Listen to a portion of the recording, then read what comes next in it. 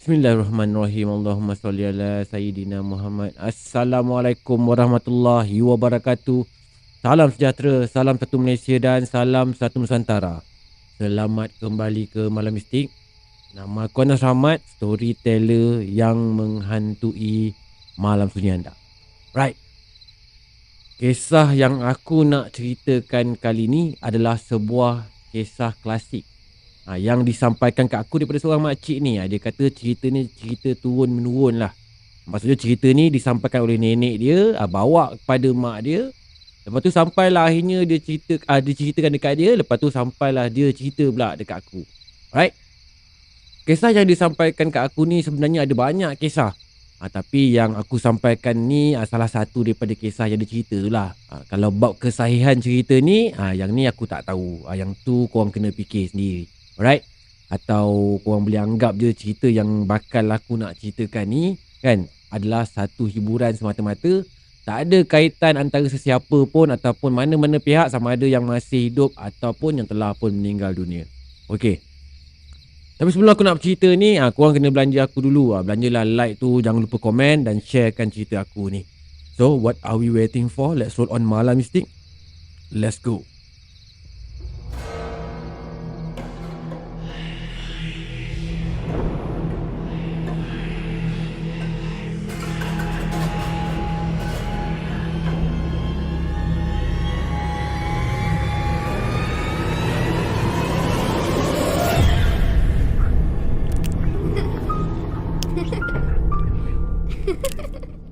اللهم صل على سيدنا محمد وآله وصحبه وسلم.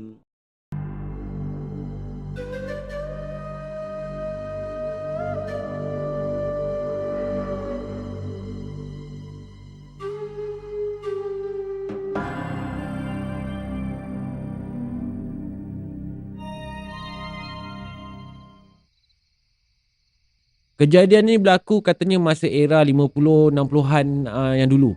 Masa tu negara Malaysia yang tercinta ni masih lagi belum moden. Masih lagi kalau tengok TV pun colornya hitam putih je. Masih belum ada lagi gadget-gadget canggih pun. So kalau katanya pada masa tu ni, pada zaman tu, kebanyakan orang pun memang aktiviti diorang ni yang memang popular adalah pergi menuntut ilmu. Diorang ni memang sukalah belajar pelbagai amalan-amalan ni. Ada kala ilmu tu ilmu yang baik lah kan. Ada pula ilmu yang tak baik. Bergantunglah pada individu tu sendiri macam mana keadaannya untuk gunakan ataupun amalkan ilmu yang orang belajar tu. So pada zaman tu ramailah yang belajar ilmu-ilmu ni. Antara sebabnya katanya lah kan, untuk pertahankan tanah air. Kata dia lah, bila satu masa nanti kalau tanah air kita ni dijajah. Ada pula yang kata diorang belajar ilmu ni, mengamalkan ilmu-ilmu ni untuk jaga harta benda diorang. Ada pula yang kata untuk jaga kebun. Atau macam-macam lagi lah atas kata alasannya.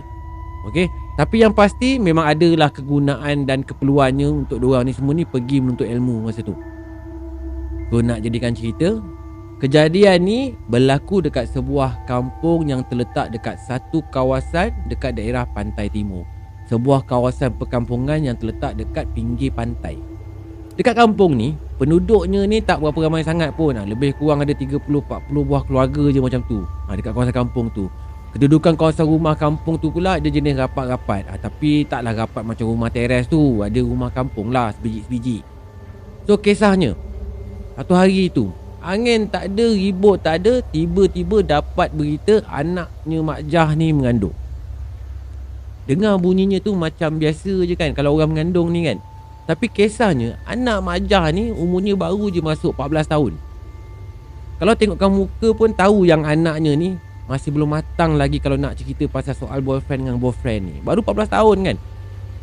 Aku letak nama anak Mak Jah ni Melo lah Melo je. Senang cakap, semua nama dengan watak dalam cerita aku ni adalah nama samaran je. So kita sambung balik dengan cerita dia. So bila mak dengan ayahnya tanya ni soal siasat dekat si Melo ni, Melo ni kata dia tak pernah pun ada hubungan dengan mana-mana lelaki pun selama ni. Tapi katanya kebelakangan tu dia banyak bermimpi dia didatangi dengan satu sosok lembaga hitam.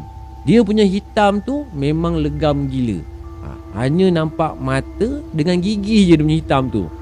So dalam mimpi tu, lembaga hitam tu datang, lepas tu duduk perkosakan si Melo ni. Si Melo ni dia pun puas lah menjerit minta tolong masa tu. Tapi dia rasa suara dia tu macam tak terkeluar pun. Dia nak melawan pun tak boleh. Badan dia macam terpaku je macam tu. Cuma mata dengan otak dia je yang boleh berfungsi lagi masa tu. Badan ni semua ni dah macam terkaku tau. So bila sampai waktu pagi, bila dia bangun je daripada tidur, dia rasa sakit pada kemaluan dia. Perkara ni bukan sekali je berlaku dekat si Melo ni, tapi kerap. Si Melo ni pula masa tu dia langsung tak terfikirkan pun untuk ceritakan kejadian ni pada mak dengan ayah dia. Sebab dia ingat itu cuma mimpi je, mainan minda dia lah kan ketika tidur kan. Tak terfikir pula perkara yang hanya mimpi tu tiba-tiba membusung perut dia. Lah tak berapa minggu lepas tu, ada lagi satu kejadian yang sama macam Melo ni berlaku. Kali ni berlaku dekat seorang gadis hunti ni yang berumur 21 tahun. Nama dia Melati. Melati ni, dia dah bertunang pun masa tu. Lagi beberapa bulan je dia nak kahwin. Dengan tiba-tiba je, angin tak ada, ribut tak ada, tiba-tiba Melati ni mengandung. Dah lah ayahnya ni orang yang jenis kuat-kuat agama. Tak ada soal siasat, terus dia belasahnya Melati ni dulu. Teruk jugalah Melati ni kena bedal dengan ayah dia hari tu. Ayahnya ni ingat masa tu, dia ingatkan tunang si Melati ni yang duk ngandungkan anak dia. So dia pun panggil lah tunangnya Melati ni. Kalau boleh dia nak kahwinkan terus je lah kan, malam tu juga kan, hari tu juga kan. Tapi tunangnya Melati ni, dia tak mengaku pun yang Melati tu, yang anak yang Melati tu kandung adalah anak dia. Sebab sepanjang dia bersama dengan Melati ni, tak pernah sekali pun rasanya dia sentuh si Melati ni. So memanglah dia tak nak mengaku yang itu anak dia kan. Bila tanya dengan Melati pula, si Melati ni dia asyik cakap dia tak tahu. Dia tak tahu, dia tak tahu, dia tak tahu. So ayahnya ni dia desak lagi lah kan. Takkanlah tak tahu siapa yang buat dia sampai dia mengandung kan. So ayahnya Melati ni ambil keputusan, dia paksa juga tunangnya si Melati ni pergi kahwin dengan anak dia. Tapi tunangnya Melati ni tak nak lah kan. Dia tak nak lah jadi pak sanggup. So dia pun putuskan je lah pertunangan dia ni dengan Melati. So Melati ni mulai daripada saat tu memang dia sedih gila lah kan. Ayahnya pula tu asyik suruh dia duduk rumah je, tak boleh keluar langsung. Lagilah buat dia depression. Dalam masa yang sama, maknya Melati ni duk pujuk-pujuk lah juga dekat Melati ni. Nak tahulah kan apa kejadian yang sebenarnya berlaku dekat dia ni sampaikan dia mengandung ni. Akhirnya korek cerita dengan Melati ni. Rupa-rupanya Melati ni pun kena perkara yang sama macam si Melo ni. Dia kata dia diperkosa masa dalam tidur oleh satu lembaga berwarna hitam. Dia kata lembaga tu datang 2 kali masa dia tidur. Melati ni dia takut sebenarnya nak ceritakan apa yang berlaku dekat dia ni. Takut orang tak percaya dengan cerita dia. Maknya Melati ni bila dengarkan cerita daripada anak dia tu, terus dia teringatkan kisah si Melo. So perkara ni jadi kecoh lah kat kampung masa tu. Yelah kan, tak pernah-pernahnya ada kes macam tu, tiba-tiba ada pula kes macam tu. Zaman tu bukan macam zaman sekarang ni, sekejap je kecoh kat internet kan. Zaman tu kalau kecoh pun dia dengan dia je yang tahu, tak ada pun satu dunia yang tahu. So si Melati ni masa dia mengandung tu, dia memang depression gila lah kan. Mana tak depress kan. Dah lah putus dengan tunang yang disayang tu kan, depress kena kurung dekat dalam rumah lagi, depress ni sakit perut sebab mengandung lagi. Akhirnya semua perasaan sedih dengan depression ni bercampur bau, yang akhirnya membawa kepada satu kejadian yang tak diingini. Si Melati ni ada satu hari tu, dia terlepas daripada kurungan ayah dia dekat rumah tu. So bila dia dah terlepas tu, dia terus berlari menuju ke tebing pantai. Yang maknya si Melati pula masa tu dia tengah jemur baju. So nampaklah si Melati ni, anak dia ni duduk berlari dengan terbuyut-buyut perutnya tu kan. Maknya pun jerit lah, Melati, Melati, kau nak pergi mana tu? Sambil tu mak dia ni pun kejarlah si Melati ni daripada belakang. Si Melati ni bila dia sampai je dekat tebing tepi laut tu, dia pun terus terjun je kat tebing. Tak ada tunggu-tunggu, terus terjun je. Masa tu air pun memang tengah pasang besar tau. Lepas tu lautnya pula pun tengah bergelora. So masa dia sebelum terjun tu, itulah kali terakhir maknya si Melati ni nampak anak dia tu masih bernyawa. So lepas beberapa hari, barulah jenazah arwahnya Melati ni terjumpa tersadai dekat tepi pantai. So sejak daripada kejadian si Melati dengan si Melo ni mengandung, akibat diperkosakan oleh seekor makhluk yang tak diketahui asal usul dia ni, orang-orang kampung pun masing-masing pun mula dah berjaga-jaga dengan anak dara masing-masing dah. Lepas tu pula diorang satu kampung ni mula dah ambil inisiatif untuk jaga ataupun berkawal sekeliling kampung bila tiba waktu malam. Diorang bergila-gila lah jaga. Zaman ni kan, kalau kata kawasan kampung, tak kisahlah mana-mana kampung pun memang gelap. Lepas tu pula bukan gelap je tau, dia sunyi gila. Yelah kan, zaman ni manalah nak datang lampu jalan kan. Semua orang pun masih lagi jalan pakai pelita lagi. So kalau kata siapa yang kena shift dia berjaga malam tu, memang diorang ni sentiasa rasa berdebar je. Kadang-kadang tu yang dicarinya orang minyak, tapi yang datangnya pontianak. Memang demam lah kan siapa yang serempak tu. So lebih kurang sebulan jugalah diorang ni semua ni berkawal, berjaga dekat setiap pelosok dalam kampung tu bila tiba waktu malam. Tapi diorang langsung tak sekali pun terjumpa ataupun terserempak dengan kelibat si perogol bersiri ni. Tak nampak langsung bayangnya makhluk ni menonjolkan diri tau. Langsung tak nampak. Dalam waktu keadaan kampung yang diorang ni rasa dah tak ada lagi kejadian gangguan makhluk ni, yang masa keadaan kampung tu dah mula aman, tiba-tiba satu kampung digemparkan lagi sekali. Dengan satu berita lagi. Masa dah nak aman je kan, orang ingat dah tak ada lagi kejadian tu berlaku, terjadi lagi sekali. Anak Mak Ros pula kali ni hampir-hampir nak jadi mangsa yang seterusnya. Anak Mak Ros ni Mawar nama dia. Masa tu Mawar ni baru je umur nak masuk ke 17 tahun. Kisahnya malam tu masa Mak Ros dengan suaminya ni nak tidur, tiba-tiba dia terdengar anaknya si Mawar ni menjerit. Kuat betul si Mawar ni menjerit, umpama macam orang kena histeria. So cepat-cepatlah si Mak Ros ni terus ke bilik anak dara dia tu. Sampai je dekat bilik anak dara dia tu, dia nampak kain sarung anaknya tu dah terbuka dah masa tu. Lepas tu pula si Mawar ni dah menangis-nangis dah, nangis-nangis ketakutan ni. Menggigil-gigil badan si Mawar masa tu. So Mak Ros ni pun cepat-cepatlah tanya dekat Mawar kan apa yang berlaku. Mawar pun cerita. Masa dia tengah sedap dia tidur, tiba-tiba dia rasakan macam ada orang yang tengah menyelak kain sarung dia. So dia pun cepat-cepatlah buka mata. Kali bila dia buka je mata dia, dia nampak astagfirullahalazim, terpampang satu lembaga warna hitam tengah nak menghempap atas badan dia. So dia pun apa lagi lah kan, teruslah dia menjerit sekuat-kuat hati dia. Bila dia dah menjerit tu, bila benda tu pun sedar yang niatnya tu dah kantoi, cepat-cepatlah benda Allah ni lari, cabut terus. Terus dia melompat daripada tingkat bilik si Mawar tu. Lepas tu terus dia berlari masuk ke dalam hutan. Lepas tu terus dia hilang di balik gelap malam tu. So kejadian ni memang kecoh lah satu kampung. Sebab orang ingat dah aman kan, tiba-tiba terjadi lagi kan. Nasib baiklah Mawar ni tak apa-apa malam tu. Tak sempat lagi benda Allah ni nak projek dengan dia, dah kantoi dulu. Tapi sebenarnya dalam masa yang sama, orang kampung ni pun jadi muskil juga kan, pasal kes Mawar ni. Sebab diorang ni semua jadi pelik tau. Kenapa masa dia nak perkosakan si Mawar ni, tapi kali ni ilmu pukau benda Allah ni tak menjadi.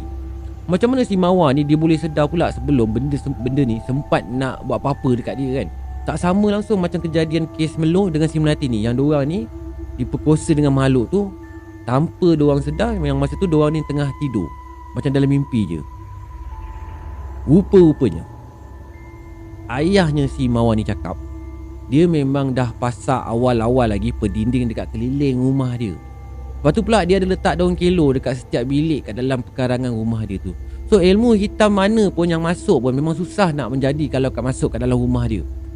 So hari tu memang sah lah yang pada awalnya orang kampung ni ingatkan ada jin yang duk perkosa anak-anak gadis kat kampung tu. Rupa-rupanya bukan jin punya kerja, tapi seorang manusia yang mengamalkan ilmu hitam. Dekat dalam kampung tu adalah seorang pakcik ni. Dia cakap itu adalah kerja orang minyak. Sebab kejadian ni pernah je berlaku dekat kampung sebelah beberapa tahun yang lalu. So mulai daripada hari tu memang orang kampung kat situ gelarkan benda Allah ni adalah orang minyak. Disebabkan padannya yang warna hitam tu, hitam legam tu dengan melekit tu. So sejak daripada hari tu kerja-kerja meronda keliling kampung terus lagi dipertingkat-tingkat-tingkatkan. Memang orang kampung berniat sangat tau nak tangkapkan benda Allah orang minyak ni tau. Sebab orang minyak ni dah ganggu ketenteraman orang kampung masa tu. Berpuncakan daripada orang minyak ni jugalah yang hinggakan ada anak gadis kampung tu hilang nyawa masa tu. Tapi bukan mudah jugalah kan nak dapat tangkap orang minyak ni. Dia ni pun macam tahu-tahu juga bila orang kampung ni buat rondaan tu. Sebab bila orang kampung sibuk-sibuk atau kecoh-kecoh nak tangkap dia je, dia takkan muncul. Dia akan muncul bila orang kampung dah mula senyap pasal kes dia tau. Tapi nak jadikan cerita, nak jadikan kisah tu, ada sekali tu masa orang kampung tengah meronda, nampak jugalah kelibat orang minyak ni tengah duk nak panjat ke rumah orang ni. Tapi belum sempat pun dia nak buat apa-apa ke orang tu, dia dah pun kantoi dulu dah. Tapi belum sempat pun orang kampung dapat tangkap dia, dia terus berlari laju je macam lipas kodong. Lepas tu gaib, hilang macam tu je. So bila dah lama sangat kerja-kerja meronda dengan usaha untuk menangkap orang minyak ni tak mendapatkan hasil yang positif, akhirnya orang kampung pun cuba ambil pendekatan lain pula. Pendekatan yang lebih drastik, lepas tu lebih ekstrim lagi tau. Diorang di satu kampung pun pakat-pakat lah kan sama sendiri kan, nak cari orang yang pandai gunakan ilmu untuk menangkap orang minyak ni. So maksudnya orang yang gunakan ilmu hitam untuk tangkap si pengguna ilmu hitam ni. So nak jadikan cerita, akhirnya diorang ni jumpalah seorang pakcik ni. Orang gelarkan pakcik ni Pawang Daud Su. Dia bukan orang kampung situ, tapi import daripada kampung lain. Pawang Daud Su ni, dia bukan calang-calang tau orang ni tau. Track record dia ni masa zaman tu memang power lah. Banyak jugalah masalah-masalah mistik orang yang dia dah selesaikan. Even anak orang yang kena baham dengan buaya pun dia boleh dapatkan balik tu. Kira power lah kan. Tapi budak tu dah tak bernyawa lagi lah masa dia jumpa tu. Tapi sekurang-kurangnya dapat balik jugalah kan jasad dia untuk dikuburkan kan, daripada hilang terus kena baham buaya kan. So back to the story. So seminggu jugalah Pawang Daud Su ni berkampung dekat kampung tu untuk mengesan orang minyak ni. Tapi orang minyak ni memang betul-betul punya licik tau. Dia macam umpama dah tahu tau kehadiran Pawang Daud Su ni yang datang nak pergi menangkap dia tau. Langsung dia tak nak munculkan diri. Akhirnya sepandai-pandai tupai melompat, akhirnya jatuh ke tanah juga. Malam tu Pawang Daud Su dah boleh agak dah yang memang orang minyak tu akan muncul malam tu. Macam mana Pawang Daud Su boleh agak? Sebab malam tu adalah malam bulan mengambang penuh. Biasanya malam-malam bulan mengambang penuh ni lah orang yang amalkan ilmu hitam ni dia akan lebih aktif tau amalkan ilmu dia. So Pawang Daud Su ni dia dah minta 3-4 orang penduduk kampung untuk berhimpun dekat satu tanah lapang. Dia minta semua berdiri jauh-jauh membentuk 4 penjuru. Lepas tu Pawang Daud Su ni pun duduklah dekat tengah-tengah. Dia pun terus bakar kemian. Diperahnya limau nipis kat arang api yang dibakar. Meletup-letup lah bara api tu, pelepuk. Kena apa, kulit limau kan. Lepas tu dia pun baca jampi serapah.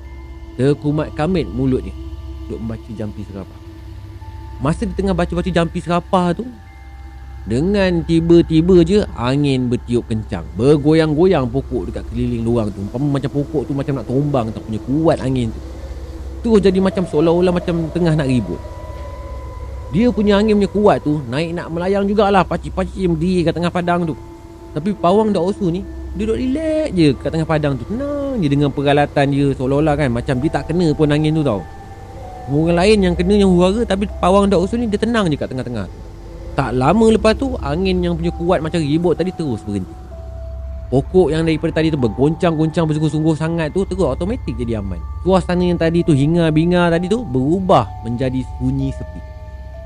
Lepas tu Pawang Daud Su ni pun dia keluarkan satu botol kicap.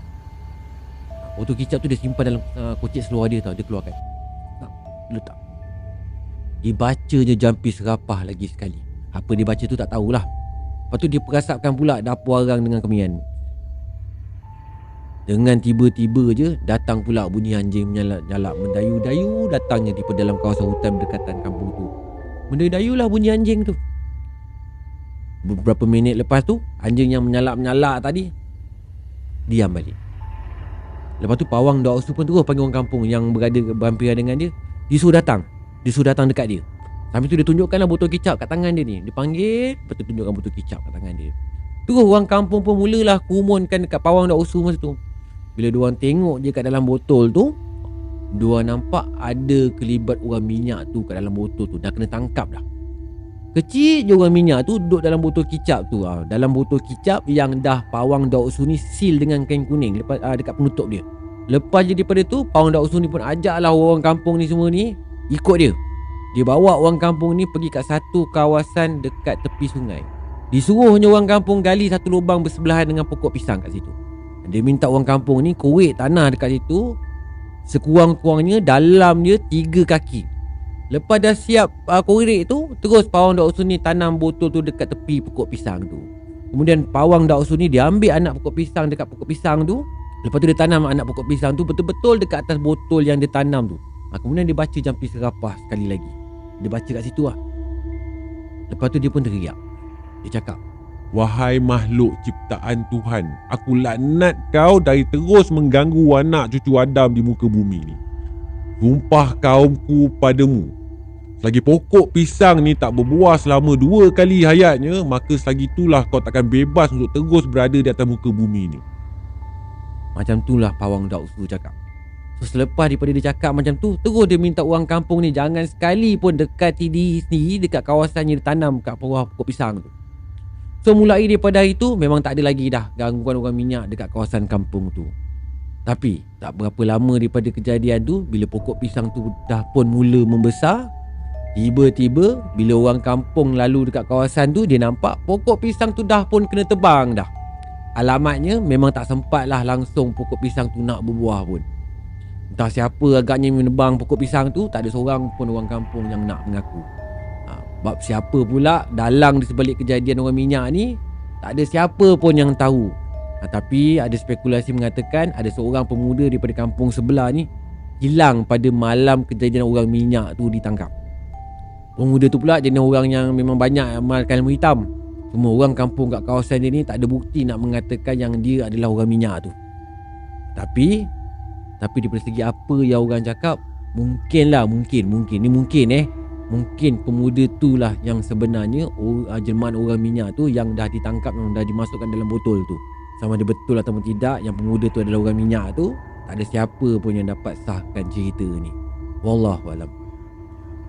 So dah habis dah pun cerita kisah orang minyak malam ni. Lain macam cerita orang minyak weh. Tapi cerita kali ni memang lain macam sikit kan. Epic juga kan kisah orang minyak ni kan, ya tak? Makcik ni ada lagi cerita kisah-kisah yang pelik-pelik kat aku tau sebenarnya. Cuma aku belum lagi dapat nak luahkan semua dalam bentuk cerita. Alright? So korang doakanlah supaya aku sentiasa rajin dan diberi kekuatan untuk terus menyampaikan cerita-cerita mistik kat korang. So sampai sini je malam mistik kali ni. Hingga kita jumpa lagi di next cerita. Korang jangan lupa yang belum subscribe channel aku ni, bantu-bantu aku subscribe lah channel aku ni. Share-sharekanlah cerita aku ni. Komenlah kat bawah ni tanda korang hadir dalam segmen malam mistik kali ni. Okay? Hingga kita jumpa lagi di next malam mistik. Assalamualaikum warahmatullahi wabarakatuh. Salam sejahtera, salam satu Malaysia dan salam satu Nusantara. Goodbye.